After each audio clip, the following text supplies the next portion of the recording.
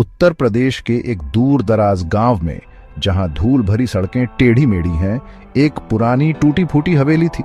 गांव वाले इसे काली कोठी कहते थे। उनका मानना था कि वहां एक बेचैन आत्मा रहती है जो आधी रात को बच्चे की तरह रोती है। कोई भी उसके पास जाने की हिम्मत नहीं करता था। लेकिन अर्जुन गया। अर्जुन शहर में सालों पढ़ाई करने के बाद गांव लौटा था।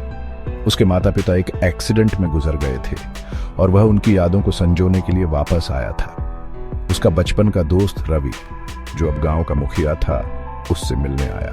अर्जुन, तू उस पुरानी हवेली में तो नहीं रुक रहा है ना? वो जगह वो श्रापित है, रवि ने चेतावनी दी।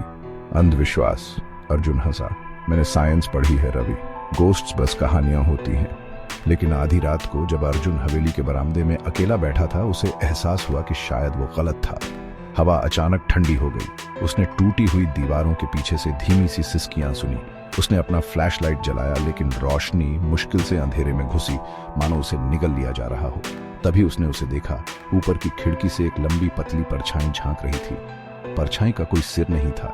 अर्जुन की सांसें तेज हो गईं। वह दौड़कर अपने कमरे में गया और दरवाजा बंद कर लिया।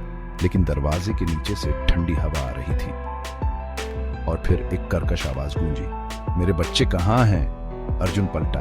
एक औरत सफेद साड़ी में, उसके बालों से उसका चेहरा ढका हुआ था, खिड़की से घूर रही थी।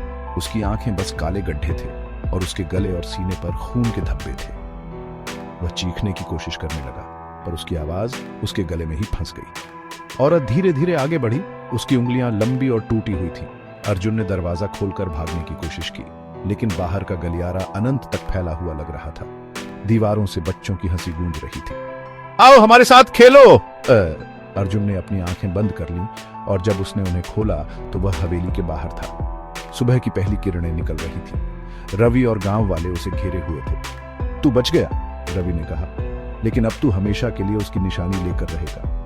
उस दिन के बाद अर्जुन गांव छोड़कर चला गया। लेकिन रात में जब वह सोता था, उसे लगता था कि कोई उसके कान में फुसफुसा रहा है, मेरे बच्चे लौट आएंगे। और उसकी दीवारों पर हमेशा गीले पैरों के निशान दिखाई देते थे।